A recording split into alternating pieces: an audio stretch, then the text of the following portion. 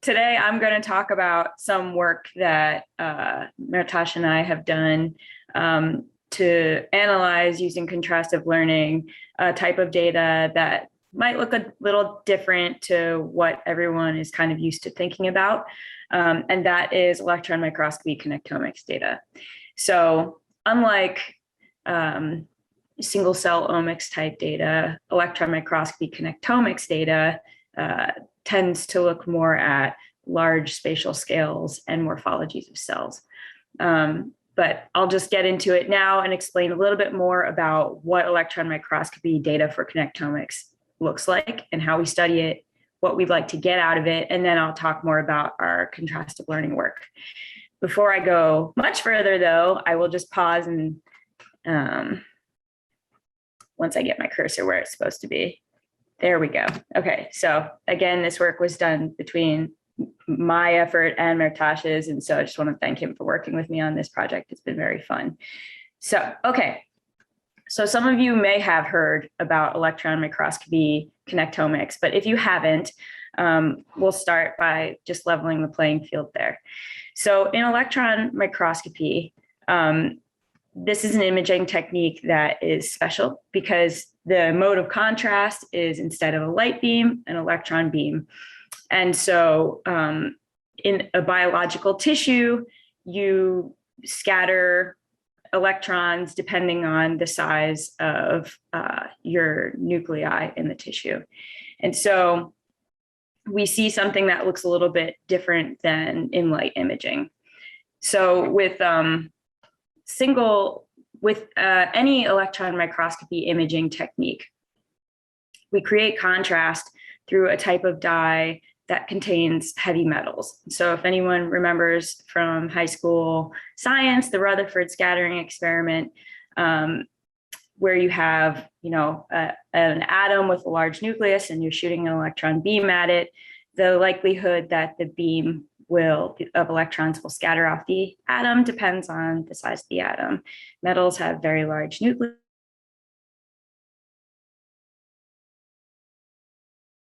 The scattering is greater, and wherever the stain does not go, the scattering is not as great. For the electron microscopy technique, someone found a metal stain that targets cell membranes and does not really target other parts of biological tissue.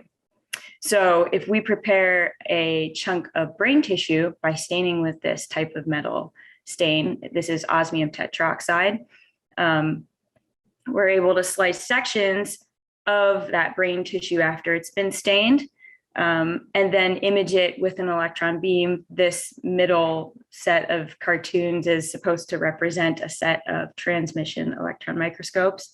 And this right panel is an actual image of a transmission electron microscope. And we can see in cross section a very interesting type of image. So in 2D, if you look at one of these images, it just takes a while to load because they're very high resolution / large images. You see a cross section of everything that's bound by cell membranes in the tissue. So this is a very small crop of a single section of brain tissue that has been stained with osmium tetroxide and imaged in electron microscopy. And you can see it's just completely packed. And this image is very high resolution. It's about 4 nanometers per pixel on a side. And so you can see things like cross sections of cell bodies. You can also see pieces of cells that are typically termed neurites, and that's because they're often thought to be pieces of neurons. So neurons transmit signals in the brain, and they have specialized pieces that other cells don't have, like axons, which transmit these signals, or dendrites, which typically receive these signals. Of course, we are just looking at a single cross section, so it's really difficult to tell if these are actually pieces of neurons or pieces of non-neuronal cells in the brain, like glia. But we call them neurites anyway. And you can also see everything that's membrane bound inside these cell cross sections. So organelles, like in red, there's a cross section of mitochondria that I'm showing you.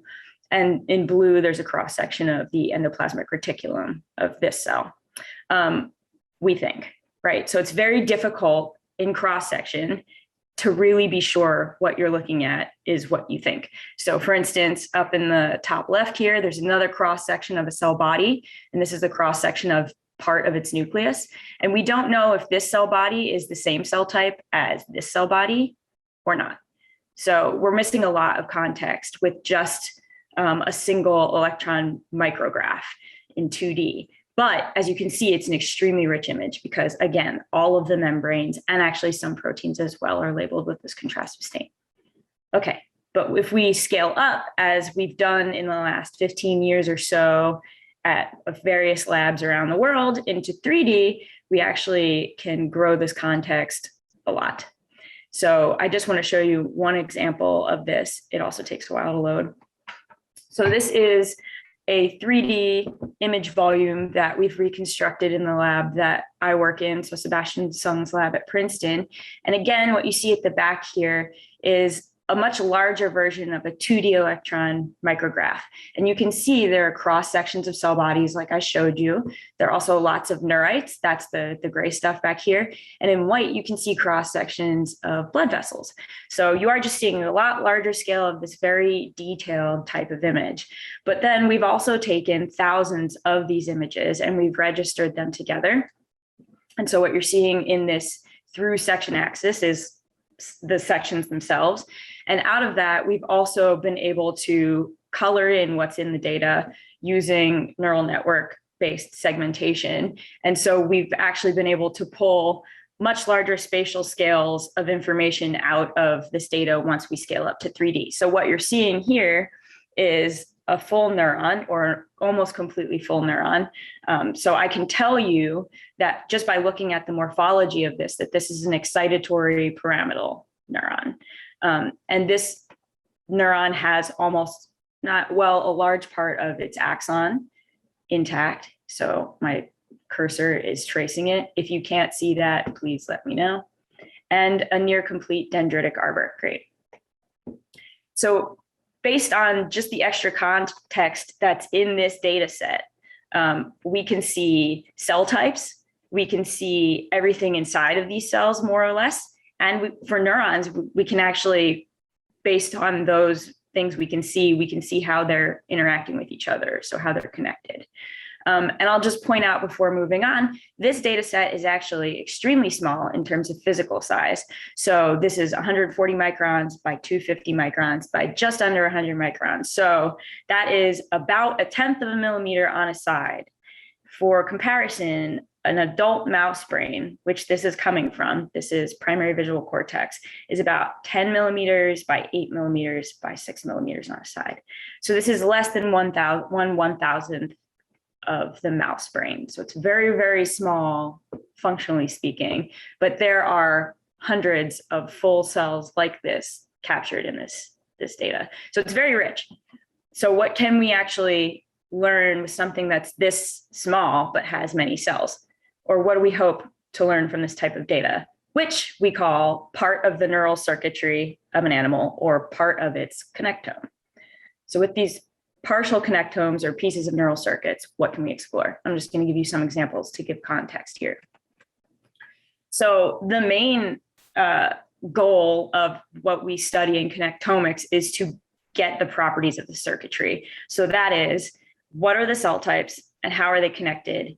How do those connectivity patterns differ based on differing cell types?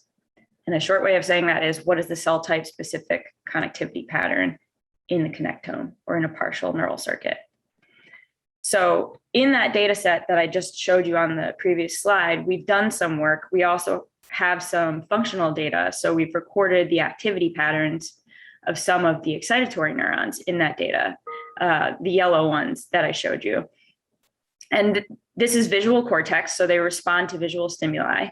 And we've noticed that cells that respond to bars of moving light, essentially, that are more connected to other cells that respond specifically to bars of moving light in this data set, fire more frequently and with higher amplitudes. And I can, for the sake of time, I won't go too deeply into the graph of these results, but essentially this x-axis is in connection density. So this is the number of other cells of the same type that a neuron is connected to. Each data point is a neuron here. And on the y-axis in the top is the size of the spiking for that neuron. And on the bottom, the intermittency is the inverse of the frequency of spiking for that neuron. So the more cells of its own type it's connected to, the faster it spikes and the more strongly it spikes. We also looked at how these cells are connected to everything in that volume, and we noticed there is no relationship between the spiking patterns of those cells and their connectivity with everything. So this is a very small, focused example of how neurons of particular types have specific connectivity relationships. Another thing, so that's one thing, the cell type specific connectivity patterns we want to learn. Another thing we can learn is new neuronal features. So in my PhD work, I actually did this type of reconstruction to look at chunks of brain tissue from baby mouse cerebellum at different time points in development. And one of the main computer cells in the cerebellum is a special cell type known as the Purkinje cell. And most Purkinje cells actually, you may have seen these in various images. They are so they have a circular cell body, and then they have a single tree-like dendrite that's monoplanar. So if you look at it in the coronal view, so from the front of the head, it looks very flat and you can't see anything. But if you look into the sagittal view from the side of the head, it looks like a tree. So most people look at the cerebellum from the side and they see these trees. In immature cells, the cells themselves are kind of just irregular and shaped like stars. We call them stellate. So I reconstructed some of these stellate stage cells, Purkinje cells. And if you look at them in the sagittal plane, they just look like kind of messy. But actually at this very high resolution, when I reconstructed the cells in multiple data sets, if you look at them from this coronal plane where they're supposed to really not have much structure, we found that cells repeatedly had these strange growths that ran in parallel with the through sagittal plane axis. And they actually followed a specific type of axon. So we think they might be functionally relevant, and someone in Jeff Lichtman's lab who's doing a postdoc is now investigating these more closely. But in imaging with light, actually these are so small, these are 100 nanometers in diameter, that they're falling under the diffraction limit of light and they can't be resolved. So EM can be used to find things like this that we didn't know we were looking for. And then finally, we can actually compare across these connectomes and learn how neural circuits change under differing states. So during development or learning or in disease. And again, in my PhD work, I compared across time points in this way and learned essentially that as the cerebellum starts to develop, the first things that change during this process are that connectivity is built between cells of a certain type, meaning synapses are added between specifically correct connections, and a weak set of synapses remains intact. So the right refined circuitry is built up on top of a forest of weak connectivity. So these are all things that we can start to cherry pick from these small data sets. I call them small because physically they are, but we're starting to get much larger data sets, so millimeters in size. And we actually kind of just want to know in a broader sense, what is the circuit there? And this kind of data that I'm showing you took years. Each of these examples took like 5 years or so to collect, because we did it largely manually. So it's not scalable. But we want to get these bigger results because this information can impact us in some big ways. So it can provide us with neurological insights about things like how redundant brain circuitry is, like what are the microcircuits of the brain, and how does that patterning vary across brain region, right? These are some of the big questions in neuroscience. What changes occur in circuitry during memory formation or in degradation of memories? And also what intracellular machinery or connectivity patterns break in cases of disease, which can inform, therapy. It can also help us inform our neural network design, because I won't go into this too deeply, but neural networks themselves, convolutional neural nets, are just based on two types of excitatory neurons that were discovered in primary visual cortex. And most of the architectures that we work with have been people conceiving of ways that those two cell types might be connected in the brain. If we actually knew how all cells were connected in visual cortex, we would probably have a lot better insights that we could use to build these architectures so they were better at doing what humans do easily, which is identify images in their visual field with few examples.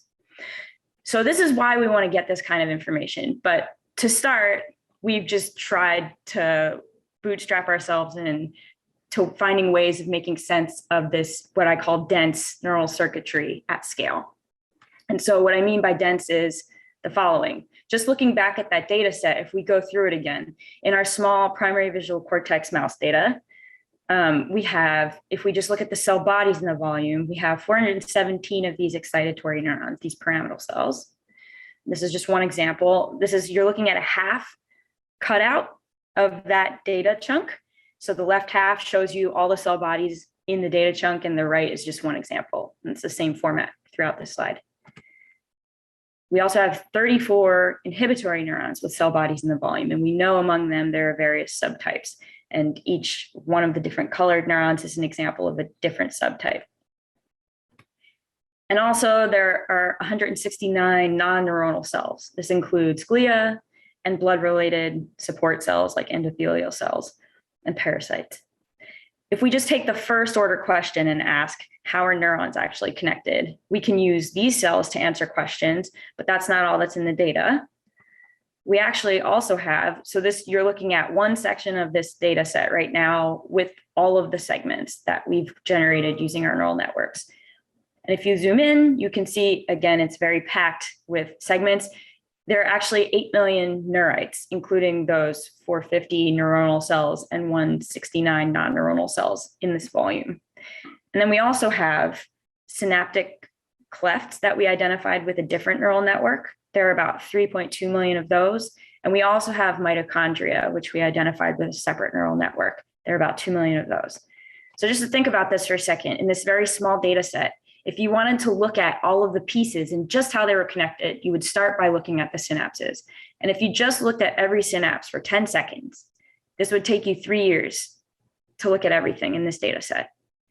And that's not enough for you to decide what's important about each of those synapses. So you can see it quickly scales into an impossible problem.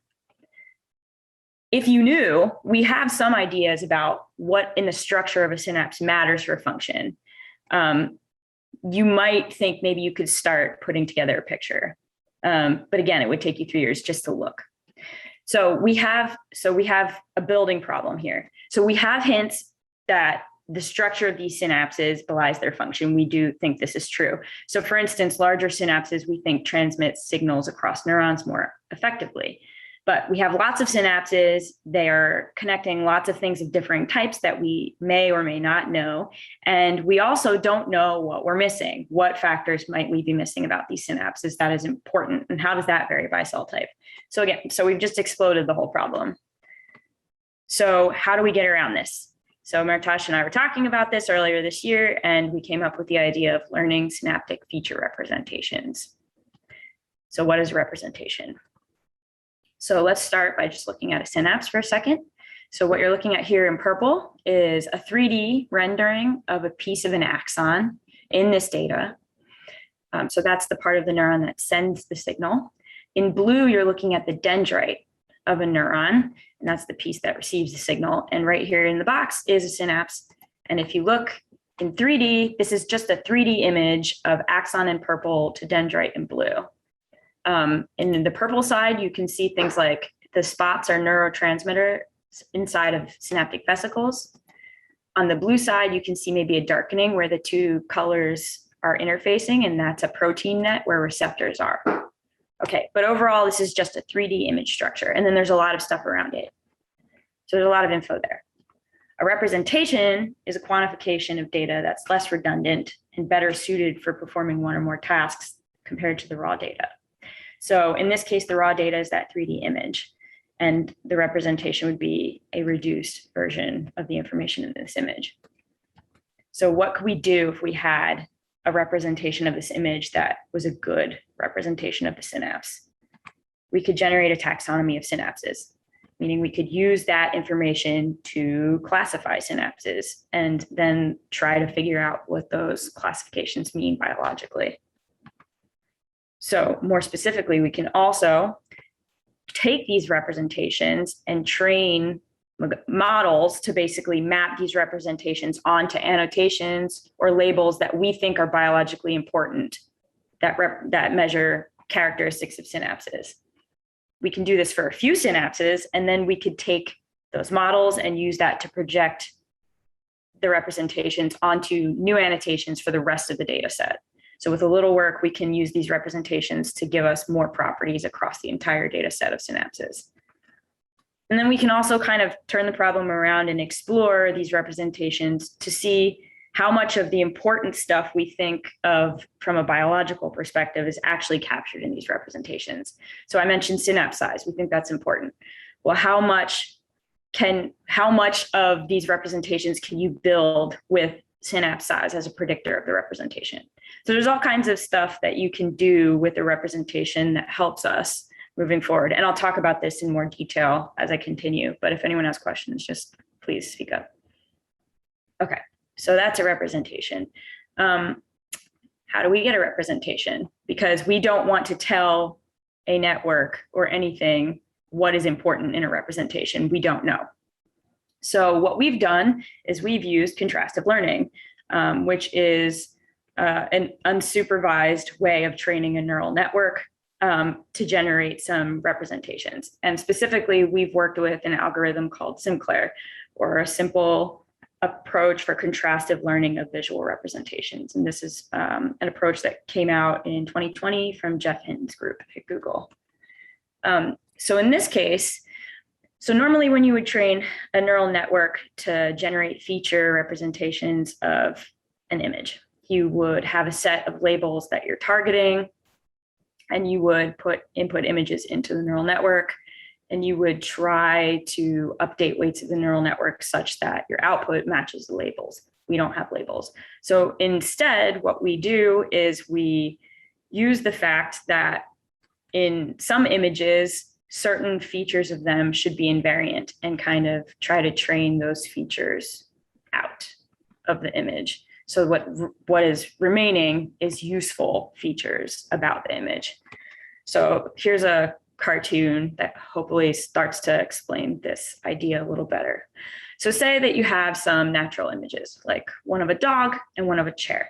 We know that certain things that you do to an image of a dog should not change the fact that the image is of a dog. For instance, if you're looking at just the head of the dog or the tail region of the dog, it's still a dog.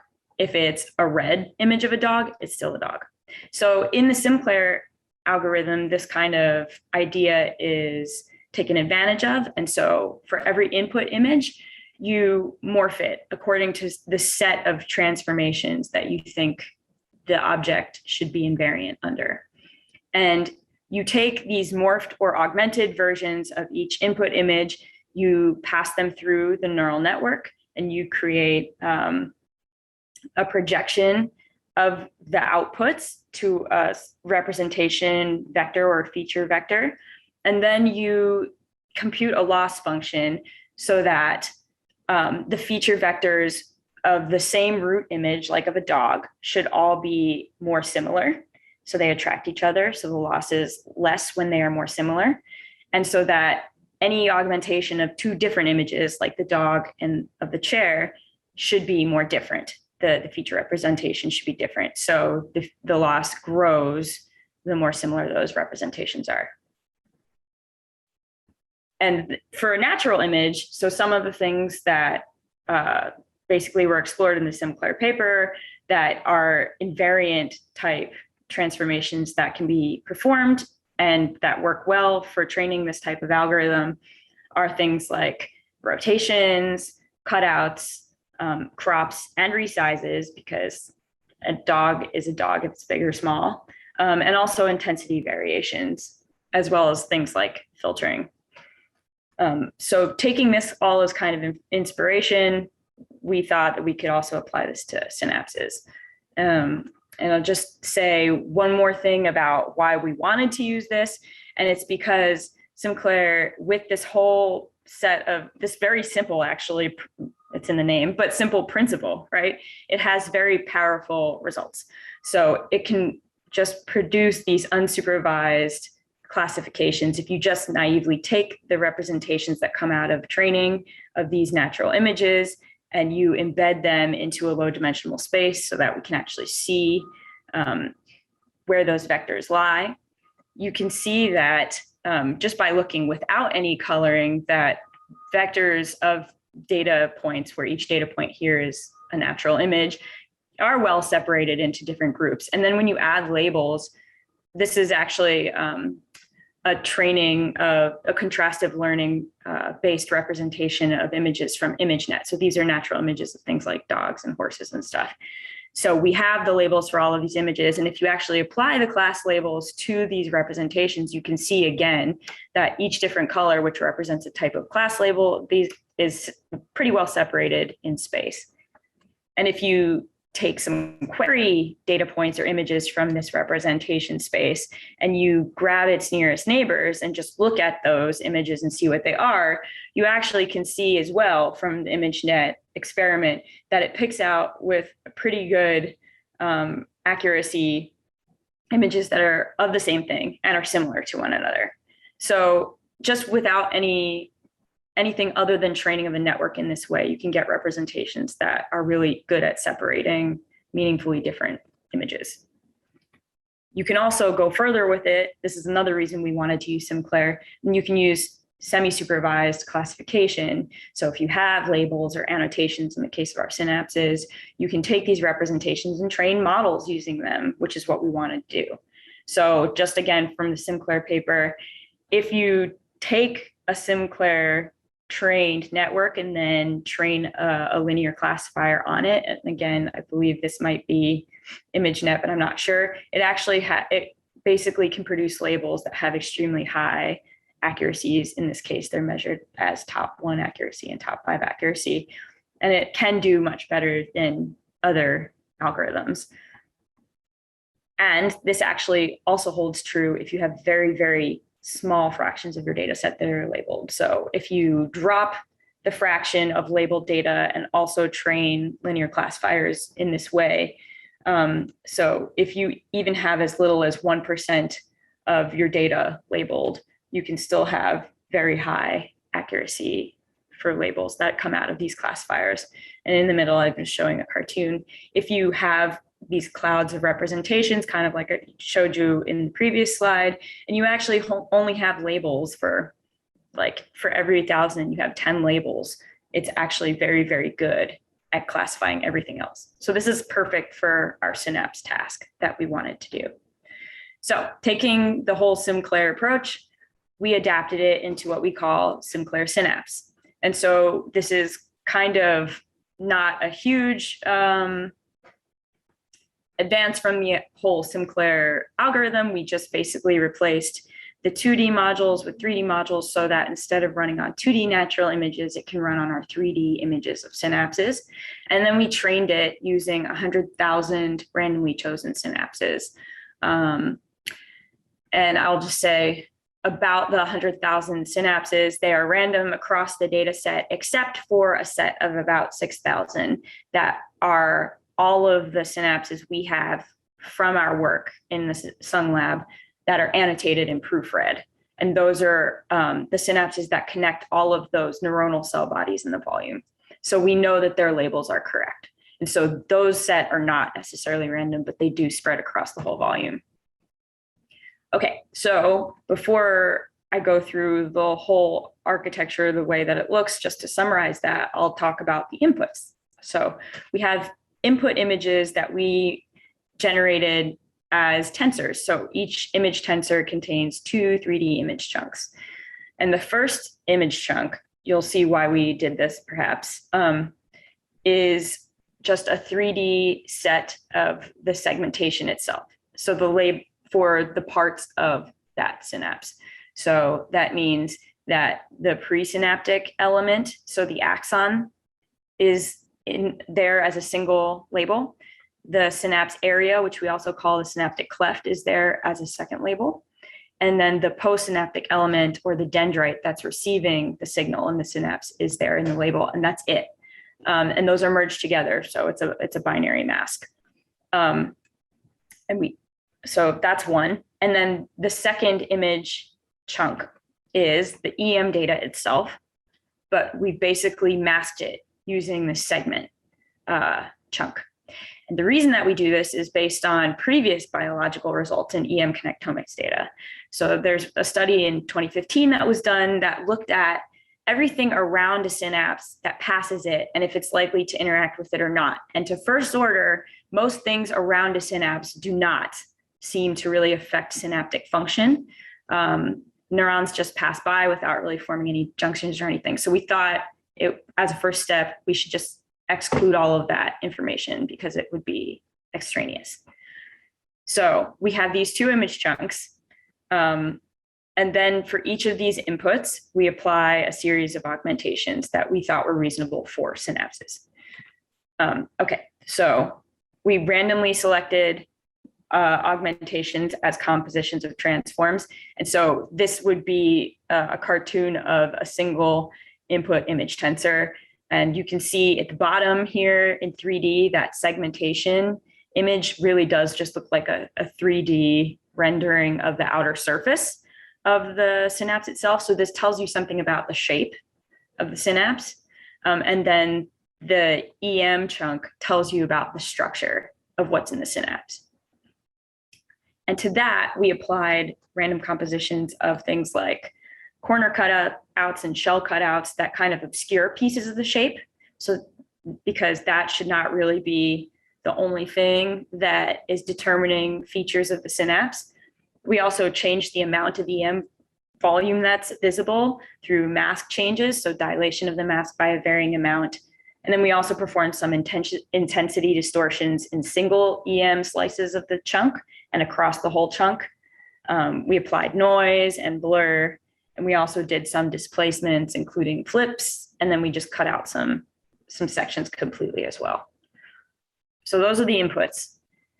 And then the network, again, like I said, we just kind of replaced some of the SimCLR modules with 3D analogs of the 2D version. So to just give you a summary of what this looks like for us in our problem, you have these input image tensors. So here you would see the 3D image, and there's batches of these 3D images. This is just the EM combined with the segment, just for easy viewing. And then we put these through sets of augmentations. And then we basically pass them through. Our choice of net was ResNet 18. And that output has 512 dimensional representation features. And then our projection head, which we use for the actual contrastive loss computation, was a multi-layer perceptron that gives you 128 dimensional output. And then we apply the attractive and repulsive loss terms and update weights that way. And so using this whole approach, we ran training on these 100,000 synapses using 4 GPUs. So Mirtash also wrote code to make sure that training was coupled across GPUs to make sure weights were exactly the same for every training step. And basically, okay, so these were NVIDIA Ampere A100s, and they had 192 gigabytes RAM. We ran for 100 training epochs because we learned from SimCLR's paper that not that many more epochs is necessary, and training for longer doesn't necessarily help you in this particular paradigm. It took about a week, and we had about 192 synapses per batch. And this is the loss curve that I'm showing you for this whole approach. Okay, so our results actually are what we're going to talk about for a little bit longer. And I want to show you some of these because they actually the features correlate with a lot of meaningful anatomy. They're showing us very interesting things already. So the result of what we're working with here are these vectors, these representation vectors in high dimensional space. And so to visualize them, we've done embedding into 2D space. And so what you're about to see is a UMAP embedding of the output of our network for these 100,000 synapses. So you can see that they form these distinct regions in space. We tried some clustering on these, and we got some sub regions that you see here that are numbered differently and also colored accordingly. But then we just actually started inspecting the results of these, and we found an initial very interesting outcome of this training, which is that the clusters in space here, these representations really highlight contaminated synapses. So if you look at most of the regions of UMAP space here, if you just pick data points, which correspond to image chunks of synapses, lots of them are what we would call valid clefts. So what I mean by that is if you look at a cross-section of the EM, again, sorry, this is probably the first actual synapse cross-section you're really looking at in this talk. I should have showed you earlier, but this is a cross-section of the axon with those synaptic vesicles right here. This is a cross-section of the dendrite in green. And right here is the synaptic cleft, which basically colors that protein net. And if you look at it in 3D, you can see that the cleft itself is whole and it's complete, which is what we would expect for most synapses of this type. Okay, so that's how most of these look. But if you look at this little weird island over here that has label 6, and you pick out most of the synapses, you get what we would call broken clefts or contaminated clefts. So in this case, the synapse is between this purple axon, and again, you can see synaptic vesicles here, and you can actually in the EM see darkenings. That is the protein net that has the receptors on this red dendrite. But if you look at where the actual segmentation of that whole body is, it's not really anywhere except right here. And if you look in 3D, you can see, in fact, that this cleft is broken. And so the actual representation that we used, our image tensor, is not really correct. And so it's picking these out through training. So we have an error detector, which is pretty cool, because we don't have to manually go look and see if these segmentations are broken or not. Okay, so that's the first thing. So if we take all of the valid clefts in this UMAP representation and just look at them further, remember this is 100,000 synapses. Among those, in blue, you see those 6,000 synapses between the neurons with cell bodies in the volume.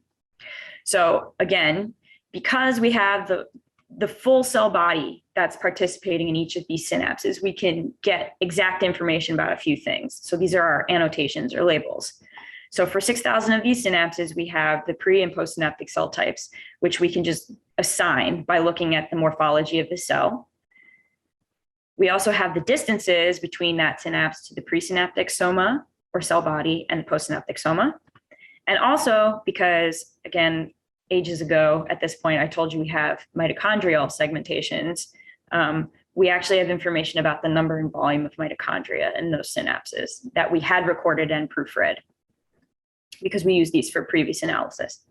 So just looking at that information for these blue data points among this whole embedding, we start to see some interesting features. So if we look at pre and postsynaptic cell type, and we just split, so we're looking at the same embedding, but in each of these squares, you're looking at the cells, the synapses between different types of neurons. So in the upper left, you're looking at synapses formed from an excitatory neuron, like the L one I showed you at the beginning, onto another excitatory neuron. On top right, we're looking at synapses that we know are from an excitatory neuron onto an inhibitory neuron. On the bottom left, these are synapses from an inhibitory neuron onto an excitatory neuron. And on the bottom right, this is synapses between two inhibitory neurons. Okay, so what we can see is actually in feature space, synapses between these types of cells are very well separated. So these different feature representations in part correspond to synapses between different cell types, which is good. This is good information because those different cell types you would expect form different types of synapses. But this is being captured by the representation that was learned without any of this information ahead of time. Okay, so then we can look at some other properties. So if we look at the sizes of these synapses on the embeddings, we have that information for all of these 6,000 synapses. And if you look at, for instance, just this island up here, which is mostly synapses between excitatory neurons, we see that these two pieces of this upper island kind of correspond to synapses that have different size profiles. So on the right, so what you're looking at here is the Z-score. So we've taken the actual synapse size and we've normalized it So the mean is 0, and then the actual value here is the number of standard deviations away from the mean value. So on the right, we have small synapses.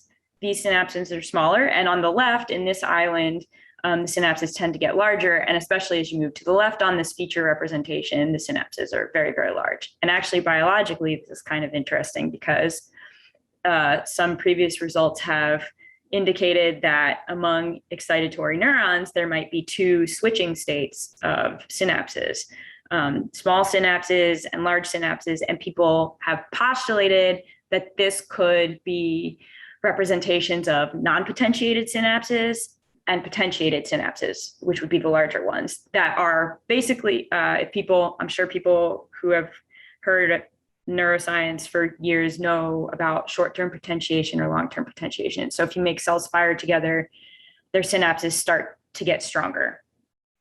So the larger synapses people think might be potentiated synapses during Hebbian plasticity. If you look at this bottom island, and this bridge at the bottom of this top island, which are synapses that involve inhibitory neurons, you can see that this top bridge is kind of smaller synapses, and the bottom island here at the very bottom, these are bigger synapses. So there's also a substructure here. Okay, so that's kind of some information that's starting to be interesting. If we also look at the distances from the synapse to the pre and postsynaptic somata, the distance to the presynaptic neuron, we see there's not much structure there, which could just mean that, the synapse property doesn't really give you any information about how far away you are from the cell that sent the signal. Or it could just be that our data set is too small and we're not getting meaningful variations in distance from the cell sending the signal. And if we look at the distance from the postsynaptic neuron, we actually see not that much structure either, except in the case of the bottom of the island involving inhibitory neurons, synapses onto excitatory neurons, where the distance to the postsynaptic cell is extremely small. And we do know that there's a type of interneuron or inhibitory neuron that forms synapses right onto the cell body of an excitatory neuron. So in this case, this is some indication that the representations are kind of being separated according to cell subtype properties. So again, this is kind of interesting and consistent with what we know already biologically. And then finally, looking at the information about the mitochondria, we see that, so there can be mitochondria on the presynaptic side in the axon or on the postsynaptic side of a synapse in the dendrite. So we look at whether these synapses have a mitochondrion in the axon or not. So in this case, purple does not have a mitochondrion in an axon, and green does have at least one. So if you look again at the island structure, starting by focusing on the excitatory to excitatory synapses, on this right-hand sub-island, you can see most synapses don't really have that presynaptic mitochondrion. And on the left island, mostly towards the left of the left island, you can see synapses do have a presynaptic mitochondrion, which was very interesting to me, because if you actually read about mitochondria at synapses, you learn that they're not just the powerhouse of the cell that produce ATP and energy, they also take calcium out of their surrounding area. And in axons, that means, so calcium is the thing that's required to make a synapse fire in an axon. And when you take that out, it's harder for a synapse to fire. And the result of this, having a mitochondrion in an axon, is that synapses don't fire at random so much. So when they are firing, it's more the synchronous plasticity-based firing. Remember, this is actually those bigger synapses as well. So it seems like this is more evidence that says potentially these are potentiated synapses that are being pulled out of the representation. So we might be looking at like a non-potentiated state and a potentiated state in the excitatory synapses. One more feature I just want to point out is that most of the synapses involving interneurons or inhibitory neurons have mitochondria, which is reasonable because most inhibitory cells have mitochondria at a much higher density than excitatory neurons because they fire more. And if we look at the postsynaptic mitochondria profiles for these features, we can see again that for interneurons or inhibitory neurons, the number of those synapses that have postsynaptic mitochondria is also high. So there's lots of structure that came out of these representations naively, which is very cool. we could take this information for the 6,000 synapses, and then we also used it to make predictions about our unannotated synapses, so the 94,000 that have no labels. So what we did, and Martash is responsible for most of the success of this part, but we use variational sparse Gaussian process regression with about 50 inducing points and a radial basis function kernel. And this was implemented using Pyro, which is, I'm learning slowly, one of the very coolest ways to do machine learning type stuff.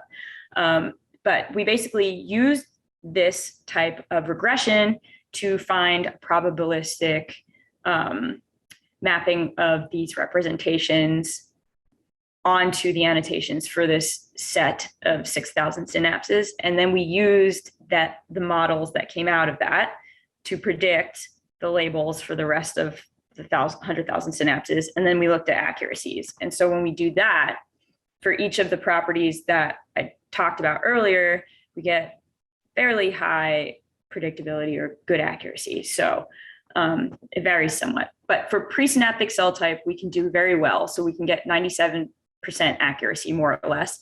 And for postsynaptic cell type, for these unlabeled synapses, we can also do extremely well with 94% accuracy. For synaptic cleft size, so we have this like fed into the actual neural network, right? So you would expect that naively it predicts it very well. It predicts it with about 78% accuracy, which tells us that potentially these representations have less of an emphasis on the size of the synapse itself. That might not be the most important feature or one of the most salient features, which is a surprise because that's usually all that neuroscientists use when they study circuits. If we look at the distances from the presynaptic cell body, that's predicted with 10% accuracy. From postsynaptic cell body, it's about 50% accuracy. So this isn't super high, but still, the postsynaptic cell is better than random chance. Or that's not actually relevant for that measurement. And then the presence of presynaptic and postsynaptic mitochondria is also very high, fairly high prediction accuracy. So we have these models that we are learning about the rest of our synapses with. We did one more thing, and then I'll wrap up, which is that we use these for each synapse to try and bootstrap a better confidence into our predictions of cell type for the neurites that are connecting the rest of these 100,000 synapses. So one more time, the 6,000 synapses are between cells with cell bodies in the volume. So those are complete cells and we can identify them. Everything else is between pieces of neurons and we have no idea what they are. We can predict for each synapse what the pre and postsynaptic type of thing is. But if we use for each piece all of the synapses that it's participating in and get the predictions from that, we can get a much higher confidence in what that neurite is. And then we can put it back into play for connectomics analysis, if that makes sense. So we're calling this consensus-based classification of those neurites. So again, basically this boosts confidence. And so if you look at a piece of a neurite and we circle where its synapses are that we analyzed, for instance, you can get the representations of those synapses and what cell type those representations are telling you. In this case, this is a dendrite. So what the dendrite side of that synapse is. So some of the synapses will tell you the correct answer, cell type 0 here. And some might have an erroneous answer because it's not a perfect predictor. But if you go across all synapses and you take a consensus measurement, it will tell you it's cell type 0. So we're much more confident about what we have. And because we have 8 million neurites, that matters, right? We will wind up with like significant chunks with like a 90% error rate, right? We'll wind up with a significant chunk of 8 million processes that have issues. But if the error rate is much lower, or the accuracy, is much higher, closer to 100%, then you just improve your data set significantly. So the final thing I'll show is basically what we did for our presynaptic neurites in the volume and postsynaptic neurites in the volume. So we took these 100,000 synapses, and of the 6,000 that had labels, we took varying fractions of them out of our data set. And basically what this does is for the remaining set of 90 to 100,000 synapses, we call it the annotation completeness, or the fraction of that data that has real labels or what we know are correct labels varies. And then we use that to train new predictive models. And then we basically get the predictions of cell type and consensus cell type. And we just look at the accuracy. So as we let less of the data be definitely correct, we look at how the accuracy changes. And basically in these consensus models, with a small percentage of annotation completeness, so only 3% of the data has labels, we wind up getting close to 100% accuracy for these neurite types, the consensus types that we're assigning, both for the axons or presynaptic sides and the postsynaptic sides. So this is what we've done so far. This is a work in progress, but we are going to continue exploring our results to try and assess the relevance of all these representations for biology and neuroscience. So in particular, we're going to look at like the final thing that I mentioned way in the beginning when I was talking about what representations are. So what are the contributions of these known important biological features to the representation vectors or the feature vectors? So basically how much of these representations can be built on those annotations and how much cannot be explained by them.